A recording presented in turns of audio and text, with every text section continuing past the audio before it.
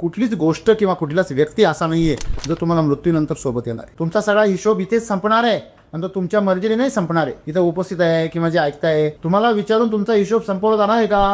तुम्हाला नोटीस येणार आहे का? आज तुमचा अकाउंट क्लोज होणार आहे. जसं सद्गुरू म्हणतात मी 2048 मध्ये जाणार आहे, तसं तुमच्यापैकी कोणाला पाहिजे का आपला हिशोब कधीपर्यंत चालू ठेवायचा आहे? म्हणजे आपण जे वाचवायचा प्रयत्न करतोय ते खरंच तुमचं आहे का? जे गमवण्याची तुम्हाला भीती आहे ते खरंच तुमचं आहे का? हे फक्त तुमच्या माझ्या कल्पनेत. याच खोलीमध्ये एकाच ठिकाणी तुम्ही उभे आहात, तुम्ही तिकडे उभे आहात, तुम्ही पश्चिमेला, मी इकडे उभे आहे तर इथं पूर्वेला आहे. पण मीच जर पाठीमागे वळालो आणि इकडच्या जर विचारलं तो म्हणाले नाही तुम्ही पश्चिमेला. कळतंय का? तुम्ही माझ्या पुढे आहेत तर पश्चिम दिसता, पण माझ्या मागे जर कोणी असेल तो काय म्हणले नाही राम सर पश्चिमेला आहे आणि मी तर तुम्हाला काय म्हटलं एवढ्यात मी कुठे पूर्वेला आहे. मग इथंच गोंधळ तयार होतो. हीच माया आहे, त्यालाच माया म्हटलेलं आहे. हे सगळं मान्यतेवर चाललेलं आहे. ते आजपासून एक विचार तर कमीत कमी बंद करा की आपला कोणी फायदा घेऊ शकतं. बरोबर आहे? जर तुमचा कोणी फायदा घेऊ शकत नाही, तुमच्या विरोधात कोणी गेलाय का?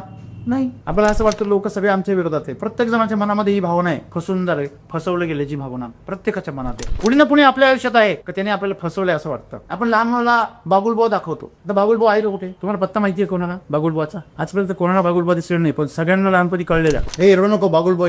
तसं साधू संतांनी बागुलबुवा उभे केले या अज्ञान समाजाचा. अर्थात त्यांचा उद्देश तुम्हाला रडणं तुमचं थांबवायचं आहे, बस एवढाच आहे.